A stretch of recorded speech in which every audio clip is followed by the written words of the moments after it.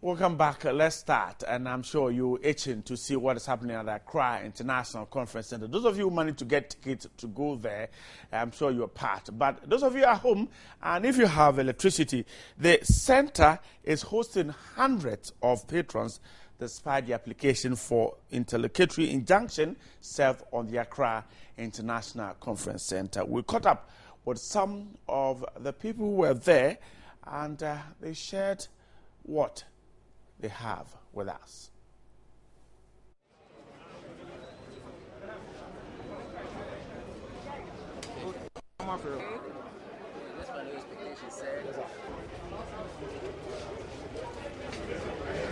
The confirmation that there is corruption in Ghana and that we need to do something about it. If what we have heard is what we are going to see and is confirmed, then it's embarrassing for people that we have held in high esteem in Ghana. Politicians like us are part of it. People with positions of trust are part of it. I understand he even done some work against Parliament. And it becomes embarrassing for a country such as Ghana. And I think we could have done better.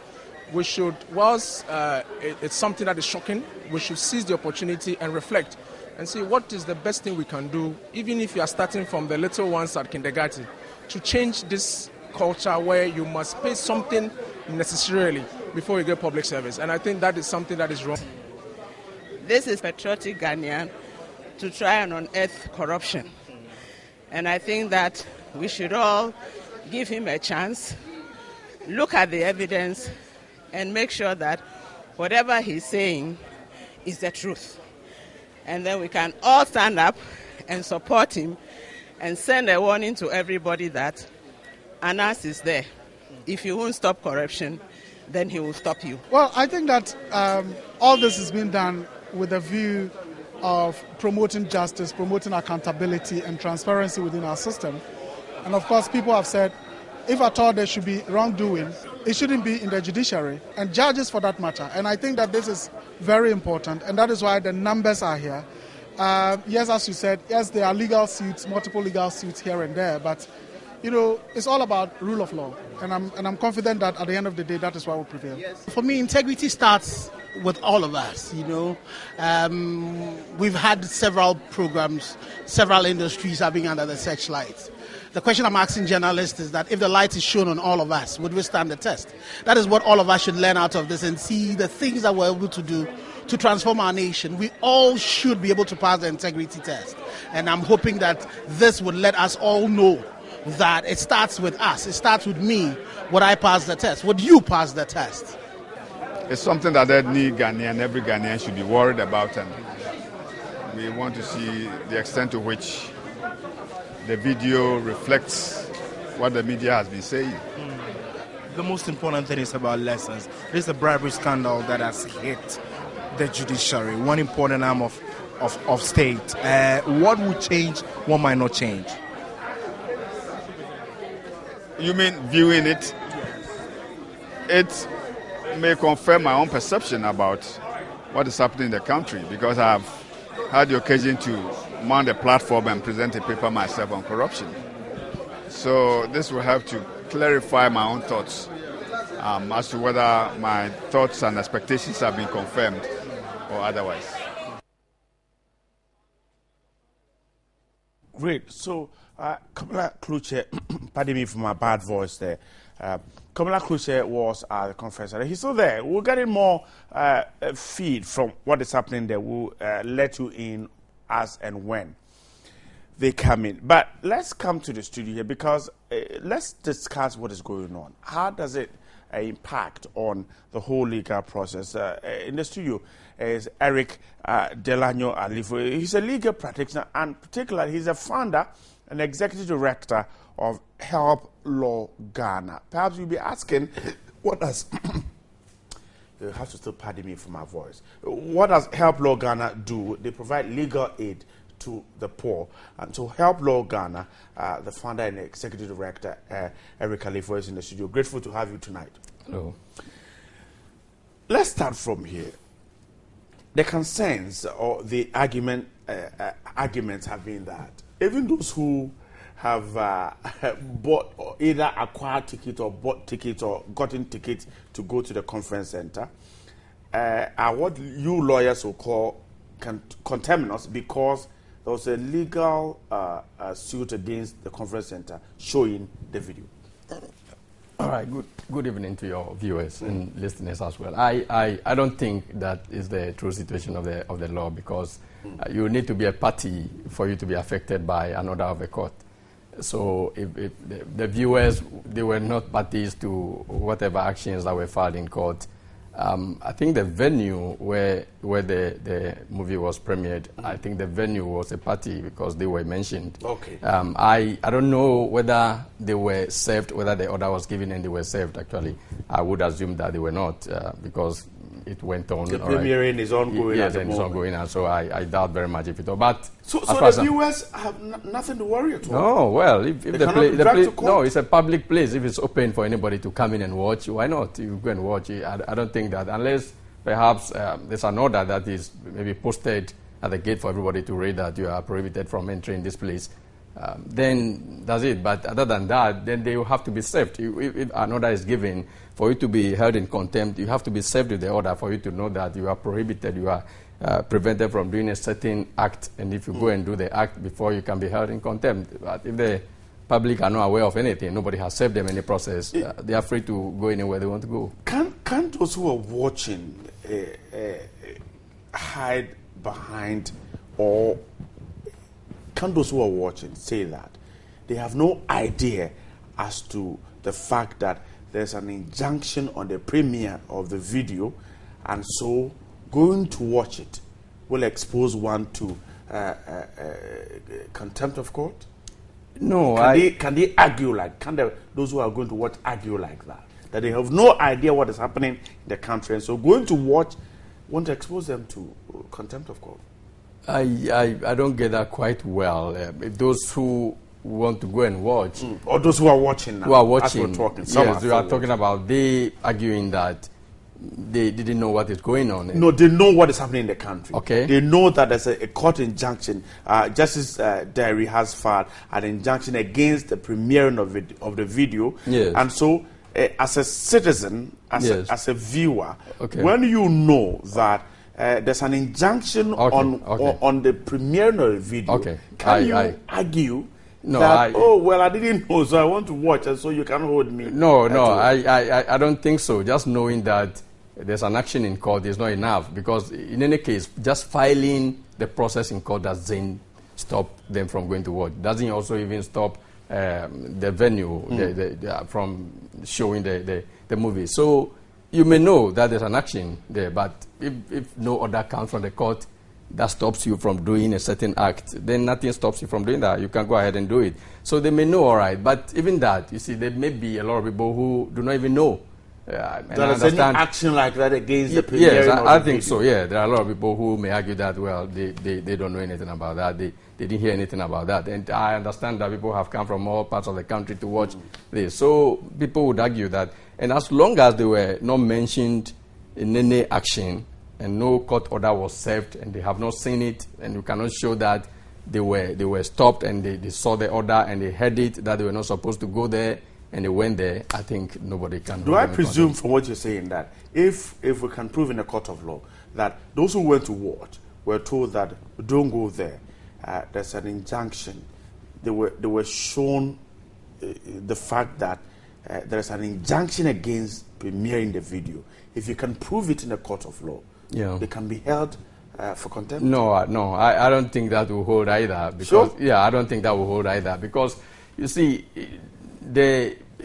if those who, you can't say that don't go and watch. That's the kind of thing I'm sensing from what you are saying, that the order would be that nobody should go there and watch, even though it may be shown. A court of law has issued that order that don't premiere the video. Yes, so... And so I'm going to watch, and I know that the court said don't premiere the video. Yes, so I go to watch. The order is to the person who is going to premiere it. Not you? No, if it's going to be premiered, then you go and sit down and watch. I doubt very much if you'll be liable for any action at all. I doubt, because the order is not to the person who is going to watch. The order is to the person who is going to premiere it. So if the order says don't do it, and you go and do it, yes, clearly, if there's a court order and you flout the order, then you are liable. But if there's no order on the public from watching, I don't see why. Let's talk about injunctions. A court wants to serve an injunction on TV3 that tonight don't show News at 10. Yes. How can it be done? How can the court stop TV3 from airing News at 10 today? Well, somebody may have to go to court to ask for that order for some reason, and the person may have to convince the court that for so and so reason you think that you should not air this. And once the court makes the order and the order is served on you, see that's the problem. Whether even the process was right or wrong, as long as the order has come from the court, then you are supposed to stop. But as you mean, you go ahead to show it, and I'm in my house and I watch it. How could anybody blame me from watching? So yes, as for giving the order, somebody may have to go to court ex parte. Most times they go ex parte, but the courts are reluctant in giving those injunctions by ex parte because they want to hear the other side also. It may be injurious to the other side, so they mostly want to hear what the other side has to say about what is filed and all of that. But yes, somebody has to go to court. This is basically a court order. A court order. Yeah, it has to be an order from the court. Let's deal with the establishment TV3. So I want to stop TV3 from airing News at 10 today. Yes. How do I serve that injunction? What is it that will make the injunction binding? What is it that will make the injunction not binding? Well, now we are veering into legal technicalities. Like I said, there has to be a basis for anybody to go to court to want to stop TV3 from broadcasting News at 10.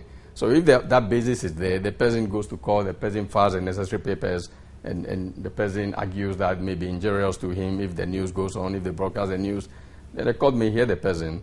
If the court deems it fit to hear the other side, that's to hear TV3, for instance, the court may order that TV3 should be served with the process and then give another date for TV3 to come. So in serving TV3, the producer of News at 10, the executive producer, all those involved, we need to serve all of them? No. Like you said, it's an establishment. You have an office. And so once it's served in the office, maybe your managing director or whoever, if it is served in the boss, the overall boss knows where to send the document to whoever is supposed to stop whichever machine and all of that. So that is how it is. They don't have to serve you, the one who is going to anchor the news, and then other people, producers, and you don't have to serve us. No, your boss can just call you and tell you that we have this order not to broadcast, and so the news is not going to come on. And okay, assuming that whoever, whether it's a bailiff, whoever is serving the order gets to security, and the letter, the envelope containing the injunction is picked by security, and he or she signs off, I have received this, and he or she keeps it on his or her desk, and it doesn't get to the managing director of this company, and we'll go ahead and air it. We'll be going against contempt? Yeah, what may happen in that case is that you may be cited for contempt, and then when you go to court, that is when you go and explain that you were not served. Because if it ended up with the security, the one that has to receive the process has to be somebody that is capable or is competent to receive processes for TV3, for instance. So it has to be an officer, a senior officer perhaps, or somebody that is designated to receive. He has to see the document. Yes. Not an envelope. I mean, the document in an envelope, but the document stating not necessarily that don't air this. Well, that has to be seen. But if the envelope is received from the court and you decide not to open it, you have received it. But what I'm talking about is that the appropriate person should receive it, not just at the gate and somebody takes it and signs and that's the end of it. You need to, if a bailiff is serving, I believe that they know what to do. They know that they have to give it to an officer that is competent, that is qualified to receive processes on behalf of TV3. Yes. Not necessarily taking decision. That officer may forward it to a senior officer who may take decisions. But that officer should be somebody that is authorized to receive processes for. So, well, I believe that in certain establishments, they may authorize security officers and those at the gate to receive processes like that. If that is the case, and they are authorized and allowed to receive processes on behalf of TV3, for instance, then when they receive it, it is deemed that TV3 has received it. So whether the person passes it on to the rival person or not, once it has been received over there, and that person who has received it is qualified to receive processes for you, it has been received, and that is deemed to Can the delivered. Conference center, we're told, has received, that's what we're told, has received the injunction and blah, blah, blah, and it's all over. So, if they are cited for contempt, they can go to court and explain why perhaps they received the document and yet went ahead to premiere the video. Yes, of course, they have to defend themselves. So whatever the situation is, they have to go to court. It is not a matter of once you have received the document and you went ahead to premiere, it means that you are guilty. You have to defend yourself.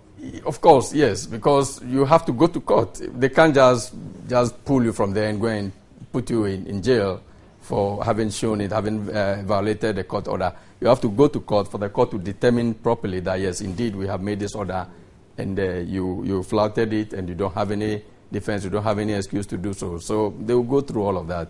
So it has to be. All right. Alifo, just hold on. I'll come back to you a bit. Let's watch some more scenes from the conference center where the premiere is ongoing. But now those who bought ticket for part 2 of that movie are sitting now watching. Now let's watch this.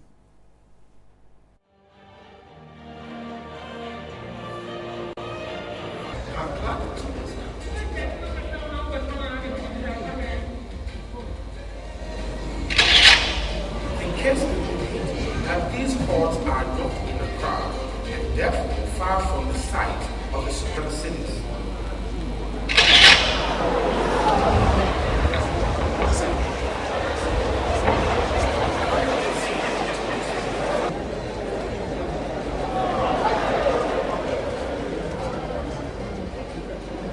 Also demanded of his pay of 1,000 Ghana cedis, which we gave the accused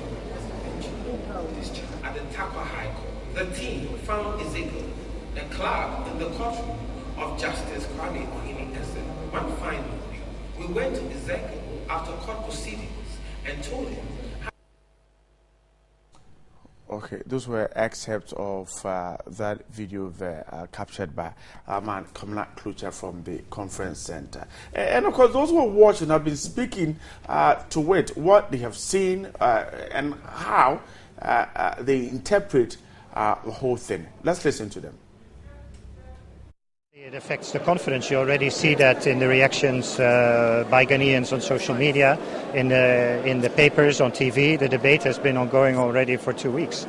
This does affect the confidence of Ghanaians, and it's important that your judiciary quickly installs confidence by taking measures to root out this kind of practices. Well, it's important that he explains his methods and how he did this. But at the same time, I think the greater good is that corruption is exposed and that it's been clearly shown that there is a system at work here, and I think it's for the greater good to expose this. We need to look very deeply into how we recruit magistrates and judges to get on the bench. You know, we need to do a serious examination of the criteria that we use magistrates and judges onto the bench. But I think it's a matter of record that people become corrupt not only because of need, but often because of greed. So it's not because somebody is very poorly paid necessarily that they become corrupt, but often because they are just interested in having more than the government or the people of Ghana have chosen to pay them. But I think that there are some of them that may not be sustainable in court. Because the difference between a gift and a bribe is a very thin one. And you must be able to determine whether that gift influenced the other person to take a decision. But don't get me wrong, the taking of the money may be reprehensible, but as to whether it amounts to a criminal offense is another matter. And I'm quite shocked. But at the same time, the truth is we know some of the judges who do these things, and so we are not too surprised. But we'll wait for the law to take its course. I was just sad watching it. Very sad. You know, there's such people who've taken those bribes and one thing. I was sad. Ghana is such a beautiful country. We've all the resources. All that God has given to us.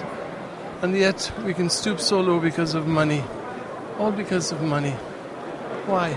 I'm flabbergasted by the depth of corruption, by the instances and how easy it was, and what little sums of money were changing hands. I think that is what shocked me more than anything else.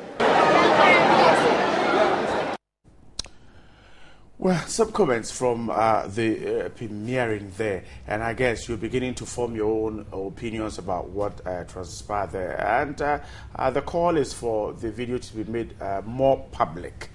Some have said that, well, doing it at a conference that isn't enough because those of us in rural communities couldn't get to Accra yet to be part of it. They're asking Tiger Eye to get it to the various TV stations, and then they will see more. Right, Lawyer Halifo, let's come back to the video. You might not have seen the video, but the issue of corruption, alleged corruption in the judiciary, how do we deal with it going forward so that the judiciary, that is the basin of democracy, can be supported to become stronger and exude more confidence? Yeah, very good question. I think that we now have the opportunity to deal with it. Previously, this perception has been there for a very long time. Great. But because we hadn't seen anything like this in the past, it was very difficult, and the same judges were denying. They would always, and of course, because nobody has the evidence, a few people who were able to come out to speak, they were not able to go to the end of it. They were not able to mention names. And so it was very difficult. So the same person who may be taking money would be challenging come out you. And deny anything like that. So it was difficult to deal with it at that time. Now, the evidence is there. It's very clear. And that the alleged evidence. It's the evidence. People are watching it now, and they are talking about it. In the court of the public, I think that people have already convicted these judges, some of these judges already. And the law, that's not good. I guess that's what you say. Well, yeah, but it's not law. It's not just law. Just like we do to politicians. We always talk about corruption. They are corrupt. They are this. They are that. Nobody goes to court, and I believe that some of those people who even allege these things would not even be interested in going to court anyway, because they may go to court and lose, and then it will turn out that maybe the person is not corrupt. And it's okay if it serves your purpose to leave it at that point, to just make noise and people believe it. That's fine. So it is very important also in the public opinion. So but the most important thing is that in the past, you see, even the authorities, including the Chief Justice and everybody, they may say that, look, bring the evidence. We want to deal with this matter, but just bring the evidence. We don't know. We don't have it. And but now we have it. Yes, now we have it. So I think that it may turn out to be good for us, may turn out to be positive in the long run. We have the evidence now. It is how we deal with it, how we handle it, because it is not good for our image. It is bad. Can we handle it so that at the end, the judicial service is stronger? Yes. I think we should. I believe we can. I think they should be able to do it, and so far they are doing so. So far, so good. I can see the determination with the authorities to handle it, and they are doing it. And I think most people even thought that they will not be able to premiere the video today, and they are doing it. People not to they think that this calls the judges that will sit on these cases are their own colleagues and blah, blah, blah, and so they maybe... But they have shown it. It means that even if the judges who are sitting on these cases are not happy with it, are not happy that their colleagues, they are exposing their colleagues, I think somehow also they are also embarrassed, and they wouldn't want to be seen as those people who are trying to stifle the flow of information. And so they want to let it flow. They want to be out of it. That is it. So I think that they are dealing with it. We are watching closely. We want to see more, and we hope that they will do more, and they will deal with it in the long run. They have to deal with it. We have no choice, because we shall always go back to the court. I'm a lawyer, and I always go to the court. Judges are listening to me as I'm speaking right now, you know, and I may go to court tomorrow. Actually, I'm going to court tomorrow. Yeah, so I may go to court tomorrow, and the judge may not be happy with me for sitting here. But we need to deal with this matter. And so we need to be very bold and deal with it. And we are dealing with it. And we shall keep talking about it and make sure we deal with it. That is the only way things will change. I'm grateful for your time tonight. Thank you for having me. Lawyer Eric Halifo is founder and executive director, Help Law Ghana. I told you earlier that Help Law Ghana provides legal aid to the poor. Contact them. I'm sure Lawyer Halifo, just get in touch with me. I'll get you closer to Lawyer Halifo and he'll get more legal aid for you. That's how we're wrapping up on the big one. If you missed it, don't forget to go to TV3 Network. You can watch a full playback of it. We'll come back very shortly with the echo.